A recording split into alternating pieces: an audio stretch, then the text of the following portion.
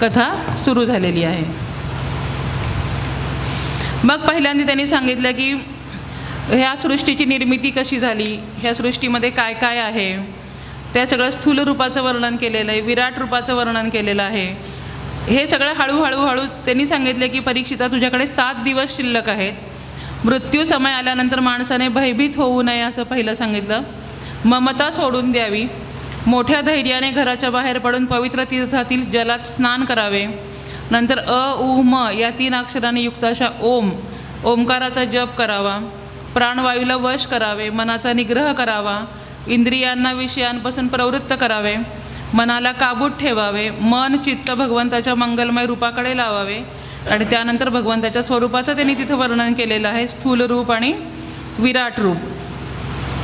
ह्या भागवतामध्ये एखादी गोष्ट नाही असं नाही आहे, सगळं काही त्याच्यामध्ये विराट रूपामध्ये त्यांनी काय सांगितलेलं आहे की जी प्रजा निर्माण झाली ती प्रजा कशी निर्माण झाली, भगवंताच्या कोणत्या कोणत्या गोष्टीपासून काय काय निर्माण झालं.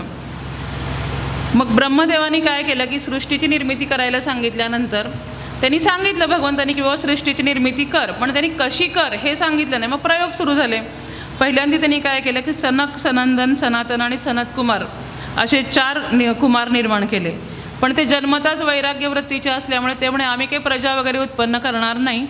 आणि त्यांनी वैराग्य वृत्ती धारण केली आणि ते ब्रह्मचारी राहिले.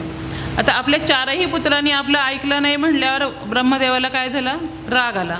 आणि राग आल्यानंतर त्यांनी काय केलं, आपली भ्रुकुटी म्हणजे क्रोधाचा उद्रेक झाला आणि त्या भ्रुकुटीमधून एक पुत्र उत्पन्न केला. त्याचं नाव काय होतं, रुद्र. तो अशी प्रजा उत्पन्न करायला लागला की सगळ्या लोकांचा तो नाश करत सुटले. तेवढे नको नको तू काहीच करू नको म्हणले म्हणून, आणि त्या रुद्राला पण त्यांनी थांबवून ठेवलं. मग रुद्राने पण ब्रह्मदेवाची आज्ञा शिरसावंत मानली आणि ब्रह्मदेवाला एक प्रदक्षिणा घातली आणि तो तपश्चर्या करण्यासाठी वनात निघून गेला. मग ब्रह्मदेवानी पुन्हा विचार केला की आता सृष्टी निर्माण करण्यासाठी काय करायचं. मग त्यांनी एक संकल्प केला आणि त्या संकल्पातून त्यांनी 10 पुत्र निर्माण केले. ते कोणते होते, ब्रह्मदेवाच्या मांडीपासून नारद निर्माण झाले, अंगठ्यापासून दक्ष निर्माण झाला, प्राणापासून वसिष्ठ झाले, त्वचेपासून भृगु ऋषी झाले, हातापासून कृतू, नाभीपासून पुलह, कानापासून पुलस्त्य, मुखापासून अंगिरा, डोळ्यांपासून आत्री आणि मनापासून मरीची. मग हे 10 जण जे तयार झाले. नंतर उजव्या स्तनापासून धर्म, ज्याच्यापासून स्वतः नारायण अवतीर्ण झाले, आणि छायेपासून कर्दम. अशा प्रकारे ब्रह्मदेवाच्या देहापासून व मनापासून उत्पन्न झालेले ऋषी मुनी वेश धारण करून ध्यानधारणा करत होते. आणि मग त्यांनी चांगल्या प्रकारची प्रजा उत्पन्न करण्यासाठी तयार झालं. पण आता प्रजा उत्पन्न करण्यासाठी स्त्री पण पाहिजे ना. त्यांनी काय केलं की सगळे हे जे ऋषीमुनी उत्पन्न केले. मग त्यांनी काय केले, स्वयंभू मनु झाला जो एक पुरुष होता, एक जोडी प्रगट केली. त्यांनी आपल्या शरीराला काय केलं, 2 विभागात विभागलं आणि त्यापासून एक जोडी तयार केली, ती होती मनु आणि शतरूपा. मग त्यांनी पुढे काय केलेलं आहे की विदुरांनी, मग आता आपण काल 3 परंपरा पाहिलेल्या भागवताच्या. विदुर आणि मैत्रेय परंपरा आहे, शुकमुनी आणि परीक्षित आहेत, आणि नारद आणि ब्रह्मदेव अशा 3 परंपरा भागवताच्या आहेत. मग मैत्रेय ऋषींनी प्रश्न विचारला की स्वयंभू ब्रह्मदेवाचा प्रियपुत्राने स्वयंभू महाराज आणि शतरूपा यांनी सृष्टी निर्मिती केली का. मग त्याप्रमाणे पुढे आता सत्यसंकल्पाने जन्म झाला आहे असं सांगून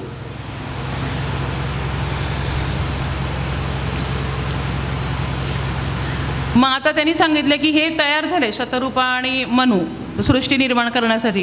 पण राहण्यासाठी जागा कुठे. पृथ्वी काय झालेली होती, हिरण्याक्षाने समुद्रात नेऊन बुडवलेली होती. मग त्यांनी विचारलं की पण जरी आम्ही हे तरी ती राहील कुठे. ते ह्या अथांग सागरामध्ये जी बुडालेली पृथ्वी आहे ती कशी वर काढायची. मग ज्याच्या संकल्पाने माझा जन्म झाला आहे त्या नारायणाची काय केली, सर्वांनी स्तुती केली ब्रह्मदेवानी. परत ते म्हणायला लागले की शांताकारं भुजगशयनं पद्मनाभं सुरेशं विश्वाधारं गगनसदृशं मेघवर्णं शुभांगं लक्ष्मीकान्तं कमलनयनं योगिभिर्ध्यानगम्यं वन्दे विष्णुं भवभयहरं सर्वलोकैकनाथं. असं म्हटल्याबरोबर तिथं नारायण प्रगट झाले आणि ब्रह्मदेवाला काय झाली, शिंक आली. त्या शिंकामधून काय झालं, एक वराह शिशु बाहेर पडला आणि तो क्षणात इतका अंगठ्याच्या पेरा एवढा दिसत होता आणि नंतर तो इतक्या मोठ्या आकाराचा झाला आणि तो त्या यज्ञपुरुषांनी काय केलं, आपला खेद नाहीसे करणारे वराह जे होता त्यांनी अशी समुद्रामध्ये बुडी मारली आणि तिथून आपल्या पृथ्वीला त्यांनी काय केलं, वर काढलेलं आणि सांगितलं की बाबा इथं तुम्ही निर्मिती करा. बोला वराह भगवान की जय. थोडा ओम नमो भगवते. ओम नमो भगवते वासुदेवाय.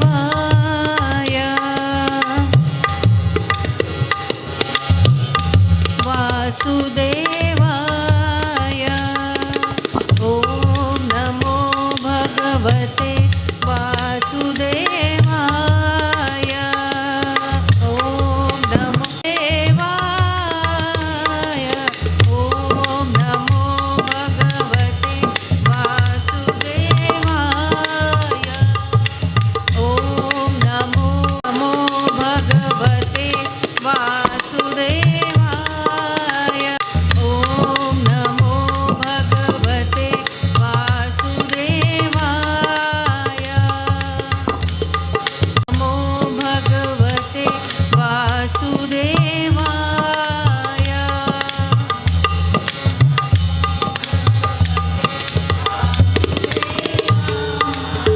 कृष्ण भगवान की जय. आता विदुर आणि मैत्रेय यांच्यामध्ये सुद्धा जो संवाद झाला, विदुराने सुद्धा जितका राजा हुशार तितके केलेले. त्यांनी विदुरजींनी विचारलेले मैत्रेय ऋषींना की खरे सुख कशात आहे, सुखाचं स्वरूप काय आहे. तेव्हा मैत्रेय ऋषींनी उत्तर दिलेले की इंद्रियाला अनुकूल ते सुख आणि इंद्रियाला प्रतिकूल ते दुःख. मग म्हणजे सुख आणि दुःख हे काय आहे, आपल्या मानण्यावर आहे. आपण नेहमी खालच्या लोकांकडून जगायला, खालच्या लोकांकडे बघून जगावे की आपल्याला जे देवानी दिलं आहे ते आपण मागितलं त्याच्यापेक्षा खूप जास्त आहे. आपण मागायची गरजच नाही आहे. न मागे तयाची रमा होय दासी असं आहे. आणि अनंत हस्ते कमलावराने देता किती घेशील दो कराने. एकदा तो प्रसन्न झाल्यानंतर आणि त्यांनी द्यायचंच ठरवल्यावर तुम्ही मागायची गरज काय. आणि असंही आपल्याला देवानी किती दिलेलं आहे, न मागता आपल्याला सगळं दिलेलं आहे. तरीही आपली जी वासना आहे आणि विषय आहेत त्यातनं आपली मुक्तता होऊ शकत नाही.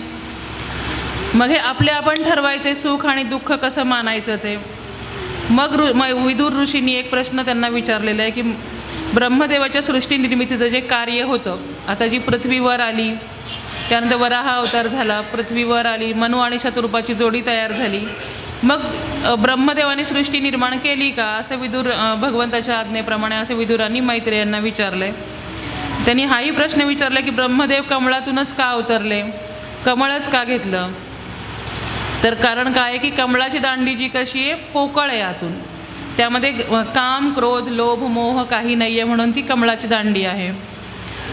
मग मैत्रेय ऋषींनी विचारले की आता आम्हाला म्हणे तुम्ही कर्दम ऋषींची कथा सांगा, चरित्र सांगा असं विचारलं. मग त्यानंतर भगवंतानी त्यांच्या पोटी कपिलाचा अवतार जो घेतला, कपिल अवतार, त्याची पण सविस्तर माहिती सांगा असं सांगितल्यानंतर त्यांनी सांगायला सुरुवात केलेली की कर्दम ऋषींनी काय केलेले, 10,000 वर्ष तप केलं आणि भगवान प्रसन्न झाल्यानंतर वरमरोही त्यांनी वर मागायला सांगितलं.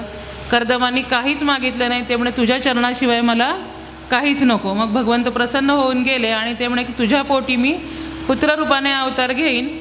आणि भगवान तथास्तु म्हणाले आणि पुत्र झाला की तू वानप्रस्थाश्रमामध्ये जा. ते म्हणे मला ह्या मायामोहामध्ये अडकायचं नाही, मला लग्न करायचं नाही, मला काही नको आहे. तर ते म्हणे तुला राजा मनु आणि राणी शतरूपा यांच्या कन्येशी तुला विवाह करावा लागेल आणि मी तुला मायेच्या मोहामध्ये काहीही अडकवणार नाही असं वर देऊन ते निघून गेले. मग इकडं काय झालेलं की राजा मनु आणि राणी शतरूपा ह्यांना पण भगवंतांनी प्रत्यक्ष दर्शन देऊन देवहूतीचा जो विवाह आहे तो त्यांनी सांगितलं की कर्दम ऋषींसोबत करा. मग ते दोघं पण त्यांची कन्या उपवर झालेली होती, त्यामुळे शोधात होतेच.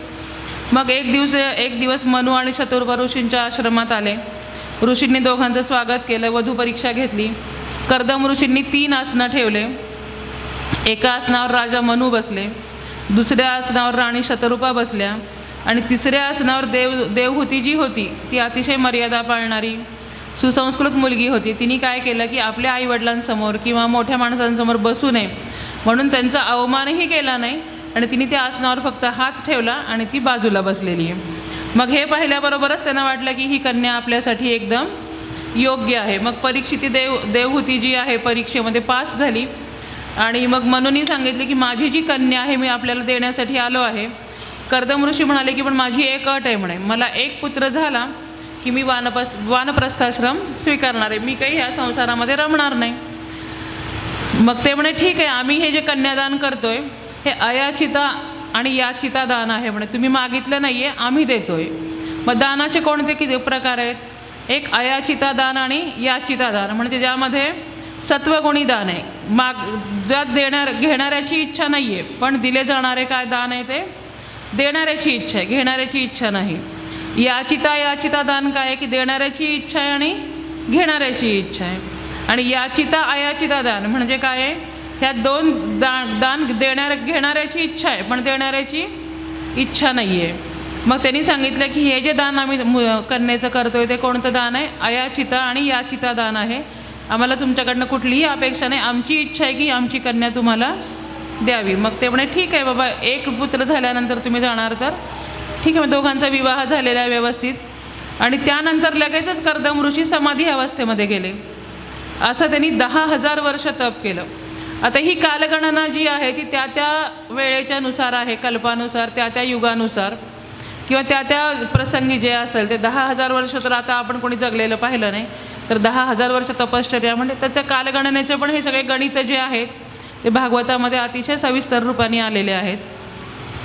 देवहूतीने श्रद्धेने त्यांची सेवा केली आणि कर्दम ऋषी जेव्हा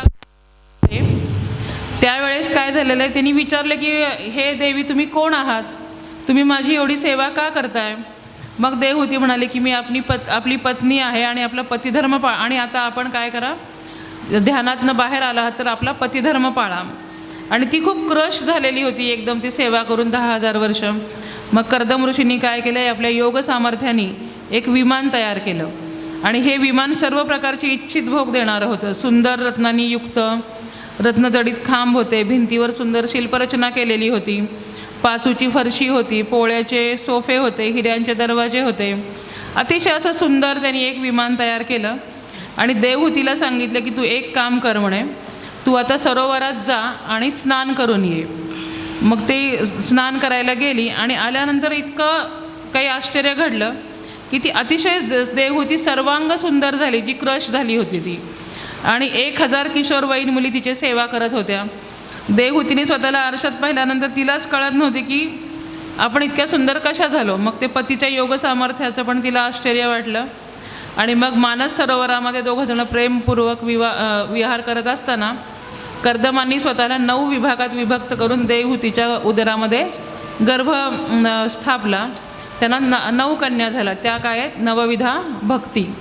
श्रवणम कीर्तनम विष्णू स्मरणम पादसेवनम अर्चनम वदनम दास्यम सख्य आत्मनिवेदनम. तर श्रवणम कीर्तनम स्मरणम पादसेवनम ह्या ज्या अर्चनम वंदनम ह्या काय होत्या? देवहूतीच्या आणि ह्यांच्या कर्दम ऋषींच्या कन्या होत्या. मग आता त्यांनी सांगितले की आता तुला पुत्र उत्पन्न करायचा होता, झालं, आता मी जातो. ती म्हणे मी कन्या म्हटलं नव्हतं, मी काय म्हटलं होतं? पुत्र पाहिजे. मग ते म्हणे ठीक आहे. मग पण त्यांनी सांगितलं की पुत्रप्राप्तीनंतर मात्र मी नक्कीच ह्याच्यामध्ये जाणार आहे. ठीक आहे म्हणे, हरकत नाही. मग त्यानंतर काय झालं की पुत्रप्राप्ती झालेली त्या दोघांना आणि कर्दम ऋषींना आठवले की पुरुषोत्तम भगवान आपल्या घरी पुत्ररूपाने येणार आहेत. असं म्हटल्यानंतर त्यांच्या मनामध्ये इतका आनंद त्यांना होत होता, कारण त्यांना ते आठवण झाली की त्यावेळेस ते भगवान जे म्हणले होते ते त्याप्रमाणे यथाअवकाश त्यांना एक पुत्र झाला. त्याचं नाव काय ठेवण्यात आलं? कपिल. बोला कपिल देव भगवान की जय. मग कर्दम ऋषींनी कपिल मुनींना नमस्कार केला आणि म्हणाले, भगवंत आपण सांगितल्याप्रमाणे माझे कार्य मी पूर्ण झाले, तेव्हा आपण मला भगवंताचे अखंड चिंतन करण्यासाठी आज्ञा द्यावी आणि आता तुम्ही आणि तुमची आई काय करायचं ते करा, मी चाललो, अशा म्हणून ते निघून गेले. आणि मग थोडा काळ गेल्यानंतर त्या कपिल मुनींना विनंती केली की म्हणजे माझ्या मनामध्ये जो अज्ञानरूपी अहंकार, जो काही अंधकार आहे तो तुम्ही नष्ट करा, असं सांगितलं आईने स्वतः मुलाला. कपिल मुनींचं वय 5 वर्षाचं होतं. मग कपिल भगवंतांनी आईला जे सांख्यशास्त्र शिकवलं त्यालाच आपण कपिलगीता असं म्हणतो. गीतेचे सुद्धा 2-3 प्रकार आहेत. कपिल गीता आहे, उद्धव गीता आहे आणि भगवंतांनी रणांगणावर सांगितलेली श्रीमद भगवद्गीता तर आहेच आहे. मग ह्या कपिल गीतेमध्ये 9 अध्याय आहेत. हे जे सांख्यशास्त्र आहे हे अतिशय सुंदर आहे. कधी तर मिळालं हे पुस्तक तर जरूर वाचा. पहिल्या अध्यायामध्ये त्यांनी सांख्यशास्त्राचं ज्ञान दिलं आहे. दुसऱ्या अध्यायामध्ये वेदांताचं ज्ञान दिलं आहे. तिसऱ्या अध्यायामध्ये भक्ती, नाम आणि साधना सांगितलेली आहे. आणि 4, 5, 6, 7, 8, 9 ह्या सगळे ज्या अध्याय आहेत त्यामध्ये संसार चक्राचं वर्णन आहे. आता पाहते कपिल मुनींचं वय किती लहान होतं, पण त्यांनी जो उपदेश केला आहे तो आपल्या सर्वांच्यासाठी उपयोगाला आहे. आईला सांगितला पण त्याच्यामागे काय होतं, जनकल्याण हा पण महत्त्वाचा भाग होता. त्यांनी सांगितलं आई म्हणे सुखी होण्याचे 2 मार्ग आहेत. एक तर ज्ञानमार्ग आहे किंवा भक्तिमार्ग आहे. ज्ञानमार्ग हा कसा आहे, निवृत्तीचा मार्ग आहे. कोणीही कोणाचे नसते हे तुला त्यातून कळणार आहे. भक्तिमार्ग जे आहे त्यांनी मायेचं बंधन तुटणार आहे. फक्त आपल्याला प्रेम कुणाविषयी वाटणार आहे, भगवंताविषयी वाटणार आहे. मग कपिल मुनी आईला आपलं सगळं देहाचं ज्ञान देत होते. हे पंचमहाभूतांनी बनलेला देह आहे. देहाचे 4 प्रकार त्यांनी सांगितले, स्थूल देह, कारण देह, सूक्ष्म देह आणि महाकारण देह. मग देहाचे 6 विकार सांगितले. 6 विकार कोणते, जन्म घेणे, वाढणे, अस्तित्व जाणवणे, तद्रूप होणे, वृद्ध होणे आणि मृत्यू येणे. पहिल्या महिन्यात जेव्हा जीव आईच्या गर्भात असतो तेव्हा तो कलोल या पुरुषाच्या बीजकणापासून तयार होतो. त्यांनी ते पण सर्व 9 महिन्यामध्ये कसा गर्भ तयार होतो त्याचं पण वर्णन ह्यामध्ये आलेलं आहे. आणि 8व्या महिन्यात मात्र जीवात्मा भगवंताला प्रार्थना करतो, कोहम सोहम सोहम असा जप करतो. 9व्या महिन्यात भगवंताला त्याची दया येते आणि तो येते कारण तो जीवात्मा 9 महिने भगवंताची याद करतो. ज्या दिवशीपासून तो त्याच्यामध्ये जीवात्मा प्रवेश करतो त्या दिवशीपासून तो काय करत असतो, भगवंताचा नामजप करत असतो. मग भगवंताचा आणि जीवात्म्याचा संवाद होतो की बाहेर जाऊन काय करशील, तो म्हणे सतत तुमचं स्मरण करेन, भजन करेन, कीर्तन करेन. भगवंत म्हणाला नक्की, हो हो म्हणे, तुमच्या दिवसाचे मी 36 घंटे तुमचं भजन करेल म्हणे. दिवसात असतात किती, 24 घंटे. आणि त्यांनी सांगितले 36 घंटे करेल. पहिल्यापासून माणूस हा खोटं बोलण्यात पटाईत, काहीतरी कारण काढून खोटं बोलायचं, खरं काही सांगायचं नाही. आता मोबाईलमुळे तर अजूनच खोटं बोलायचं शिकलेत लोक. त्यांनी जीवात्म्याने सांगितले की म्हणजे 36 घंटे तुझं नामस्मरण करेल. आणि त्याप्रमाणे मग भगवंताला हसू येतं की गर्भातच हा खोटं बोलायला लागला आहे. पण ते म्हणे ठीक आहे, त्याला एवढ्या यातना होत आहेत तर आपण त्याला बाहेर काढू. मग त्याप्रमाणे त्याचा जन्म होतो. आणि बाहेर आल्याबरोबर तो जीव मायेत गुरफटतो. आजी, आजोबा, आई, बाबा, काका, काकू, आत्या, मावशी. आणि भगवंत त्याला 3 वेळेस आठवण करून देतात की तू म्हणला होतास की नामस्मरण करेल, नामस्मरण करेल, काय झालं. तो म्हणतो मी केव्हा म्हणलो, मला आठवत नाही म्हणतो मी कधी म्हणलो ते. त्याप्रमाणे ह्या जीवाच्या मायेच्या फापट पसऱ्यामध्ये अडकू नका असं कपिल मुनींनी सांगितलेलं आहे. मग देहाचे जे 4 प्रकार आहेत, स्थूल देह जो आहे तो पंचमहाभूतांनी बनलेला आहे. सूक्ष्म देह आहे तो वासनामय आहे, तो दिसत नाही. मन, बुद्धी, चित्त आणि अहंकाराने बनलेला तो देह आहे. कारण देह जो आहे तो अज्ञानामुळे जीव स्वतःला देह समजतो की स्वतः म्हणजे देह, स्वतः म्हणजे देह आहे का, मी आणि आत्मा ह्याच्यामधला फरक आहे का, काही हे जाणून घेतच नाही. त्याला वाटतं हे शरीर हे एकदम चांगलं राहिलं पाहिजे, टकाटक राहिलं पाहिजे. त्या शरीरालाच आपण सजवत बसतो जे की आपल्या काहीच कामाचं नाही आहे. कधी साथ द्यायची म्हटलं तर ते शरीर साथही देणार नाही आपल्या मनाप्रमाणे. आणि आपण त्याच्यामध्ये काय केलेलं असतो, गुरफटतो. आणि महाकारण देह जो आहे तो मी देह आणि देह नाही, मी कोण आहे, आत्मा आहे. हे सगळं ज्ञान कपिल मुनी आपल्या आईला सांगतायत. मग देहाच्या ज्या अवस्था आहेत, जागृती अवस्था हे स्थूल देह आहे, स्वप्न अवस्था हा सूक्ष्म देह आहे, सुषुप्ती अवस्था हा कारण देह आहे आणि तुरीय अवस्था हा काय आहे, महाकारण देह आहे. मग त्यांनी यमनियम त्यांना सांगितलेले आहेत. काय काय आयुष्यामध्ये नित्य नेम पाळणं किती गरजेचं आहे. आहार, प्रत्याहार, प्राणायाम, यम, नियम ह्या सगळ्याचं त्यांनी विस्ताराने तिथे वर्णन केलेलं आहे. नंतर योगाचे नियम सांगितलेत की योगासनांनी जे आहे लोकरीचं दर्भासन घालायचं. आता भगवद्गीतेच्या जो 6व्या अध्यायामध्ये सगळं योगावरच आहे ना. योग कसा करावा, आत्मसंयम योग हा जो 6वा अध्याय आहे त्याप्रकारे ह्यांनी पण इथं सगळं मूलाधार चक्र, स्वाधिष्ठान चक्र, मणिपूर चक्र ह्या सगळ्याचं त्यांनी एकदम सविस्तरपणाने वर्णन करून नाडीचक्र कसं चालतं हे सांगितलं. आणि सांगितलं की ध्यान योगाचे जे फायदे आहेत, सुयोग्य ध्याने चित्त शुद्ध होते, सुयोग्य ध्याने बुद्धी स्थिर होते, सुयोग्य ध्याने अघपाप नष्ट होते, सुयोग्य ध्याने हरिप्राप्ती होते. ध्यानसुद्धा कसं असलं पाहिजे? सुयोग्य. आता ध्यान करताना सुद्धा आपण मेडिटेशनला जातो, डोळे बंद करतो. डोळे बंद केल्यानंतर आपल्यासमोर काय येतं? केर काढायचं राहिलं आहे, दूध गॅसवर आहे, किंवा काहीतरी कोणी म्हणतं आहे. ह्या पुरुष लोकांच्या मनामध्ये मोबाईलमध्ये कोणाचा मेसेज आला आहे का? काहीतरी आपल्याला कोणी सांगितलं आहे का? म्हणजे सगळं लक्ष आपलं काय आहे? तर इथं भागवतामध्ये त्यांनी काय सांगितलेलं आहे की तुम्ही ज्यावेळेस ध्यानाला बसता तेव्हा तुम्ही तुमच्यासमोर एक भगवंताची मूर्ती आणा. त्या मूर्तीमध्ये जे आहे ते चरणापासून डोक्यापर्यंत जा. त्याचे चरण कसे आहेत, त्यांनी काय धारण केलेले आहेत. जेव्हा आपण दर्शनाला गेलो, आज दर्शनाला गेल्यानंतर कोणत्या मूर्तीला कोणत्या रंगाची साडी घातली हे कोणी पाहिलं का? जय देवा खुशालटो, तू तुझ्या ठिकाणी राहा, मी माझ्या ठिकाणी, आपण आपल्या ठिकाणी वापस. एकाने तरी असं पाहिलं की त्या भगवंताला गंध कसं लावलं आहे, त्या भगवंताला साडी कोणती घातली आहे, किंवा कोणता पेहराव केलेला आहे. म्हणजे ध्यान करताना आपल्या डोळ्यासमोर जर आपण श्रीकृष्णाची म्हणा, कोणतंही आपलं जे आराध्य दैवत आहे त्याची मूर्ती आणायची आणि पायापासून डोक्यापर्यंत त्याचं ध्यान म्हणते त्या प्रकारे. मग हळूहळू आपण त्याच्यात नाही बाहेर पडायचे आणि मग आपण एकदम शांततेने मेडिटेशन करण्याचा प्रयत्न करायचा. मेडिटेशन करणं म्हणजे नुसते डोळे झाकून बसायचं डोक्यामध्ये. आता आपल्याला सांगतात जेव्हा मेडिटेशनचे क्लास आपण जॉईन करतो, येणाऱ्या विचारांना येऊ द्या, जाऊ द्या, त्याच्याकडे लक्ष देऊ नका. कोणी म्हणतं 1 ते 100 आकडे मोजा, कोणी म्हणतं काही करा, पण काही करू नका. आपल्याला साधं भागवतामध्ये सांगितलं की तुम्ही समोर काय करा? भगवंताची मूर्ती आणा आणि पायापासून सुरुवात करा, डोक्यापर्यंत जा. तेवढ्या वेळामध्ये तुमचं चिंतन होईल आणि आपोआप तुम्ही भगवत रूप होण्याचा प्रयत्न कराल. मग त्यांनी सांगितलेले की एकाग्र चित्त करण्यासाठी काय केलं पाहिजे? आणि नामात नामी असावे. नाम हे सतत घेता आलं पाहिजे, सतत तोंडामध्ये भगवंताचं नाम आलं पाहिजे. कारण कलियुगामध्ये मुक्त होण्यासाठी दुसरा कुठलाच मार्ग नाही आहे. यज्ञ वगैरे तर करायचंच आहे, पण सतत आपल्याला साधा सोपा मार्ग कोणता आहे? भगवत नामस्मरण आहे. तर ते नामस्मरण आजच सर्वांनी खाते काढायचे आहेत एक आणि त्या खात्यामध्ये जी रक्कम SIP करायची, ती कशाची करायची आहे? भगवत नामस्मरणाची करायची. आणि रोजच्या रोज काही ना काही जप, तुमचं कुठलंही आराध्य दैवत असू द्या, त्या कुठल्या तरी देवाचा एक जप आपल्याकडनं रोज झाला पाहिजे. तो आपल्या बँकेमध्ये जमा राहणार आहे.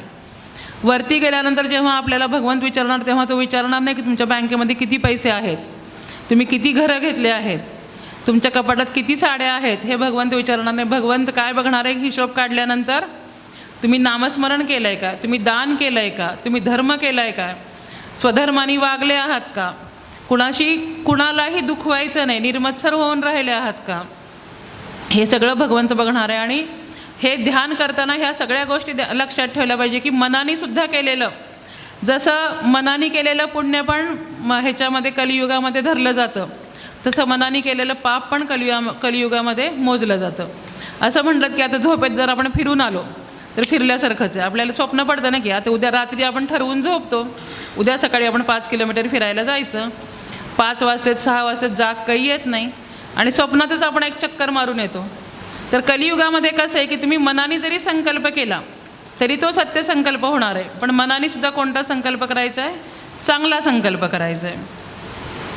तर त्याप्रमाणे त्यांनी सांगितलेले की तू किती लक्ष नामस्मरण केल्यापेक्षा किती तुझं त्यामध्ये लक्ष आहे, तू भगवंताचं कसं चिंतन करतीस, त्याप्रमाणे त्यांनी ध्यान करायला त्यांना ध्यानाचे फायदे सांगितलेले आहेत. नंतर वेदवाणी सांगितलेले आहेत. ते विकत घेतला श्याम केलं आहे का? बाई मी विकत घेतला. आपल्याकडे एक सुंदर भजन आहे ह्याच्यावर, बाई मी विकत घेतला श्याम, जन्मभरीच्या श्वासा इतुकी मोजी येले हरिनाम.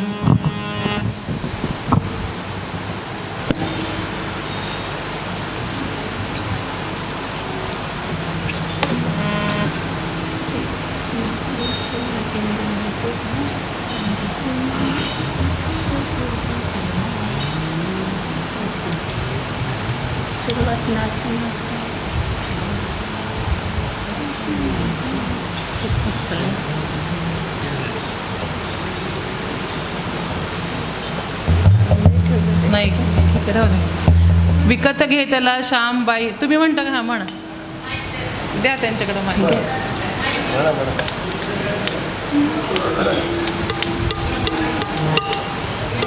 इथे माईक आहे.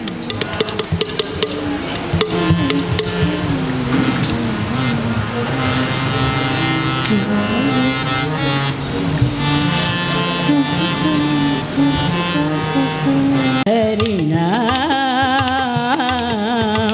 विकत घेतला श्यामबाई मी विकत घेतला श्याम बाळ गुराखी यमुनेवरचा गुलाम काळा संता घरचा बाळ गुराखी यमुनेवरचा गुलाम काळा संता घरचा हात तुक्याचा विठ्ठल आणि दासाचा श्रीराम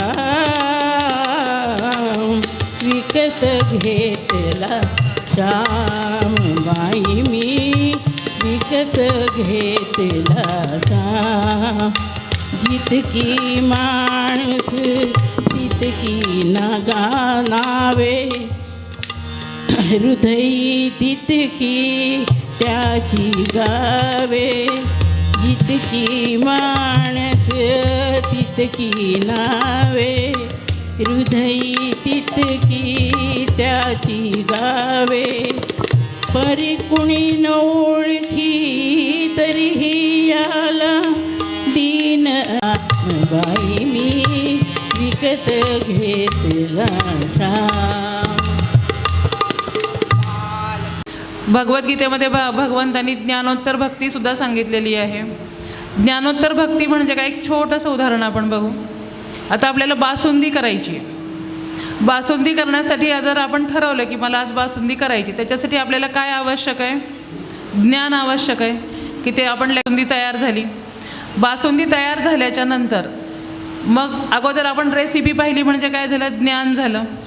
प्रत्यक्ष कर्म काय आहे की ती बनवली आणि बनवल्याच्या नंतर ती कुणाला तरी दिली, ती जर स्वतःच खाल्ली त्याचा उपयोग आहे का? कुणीतरी छान म्हणलं पाहिजे की नाही आपल्याला, किंवा कुणाला तरी प्रेमाने ती खाऊ घातली पाहिजे. साधी गोष्ट आहे, हीच भक्ती आहे. ती बासुंदी तुम्ही ज्या लोकांना ज्या प्रेमाने खाऊ घालता, ते प्रेम तुम्ही भगवंताविषयी ठेवलं की तीच भक्ती. भगवद्गीतेमध्ये ह्या तीनच गोष्टी आहेत.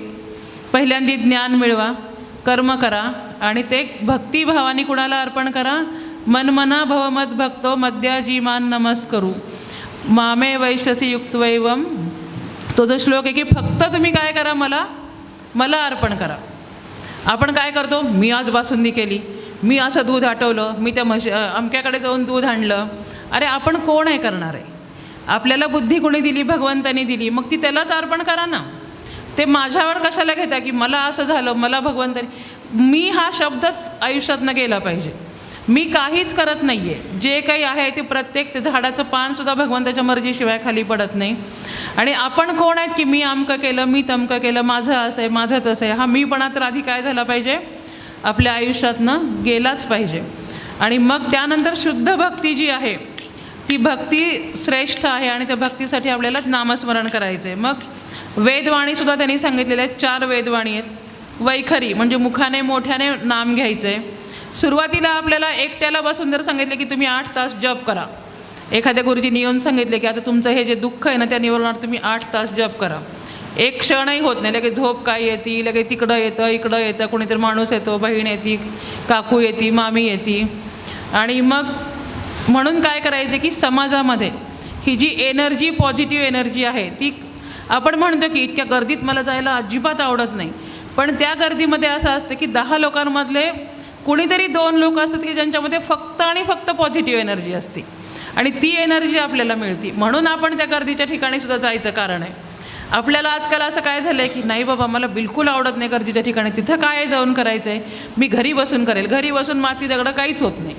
त्याच्यामुळं काय आहे की हे जे समाज आहे, हे जे सार्वजनिक कार्यक्रम आहेत, तिथं का जायचं आहे आपण, तर सगळ्यांच्यासोबत काही तर नाही तर आपल्या कानावर तर पडलं की नाही, आता इथं ओम नमो भगवते वासुदेवाय पडायला आहे, काही का होईना पडायला आहे ना.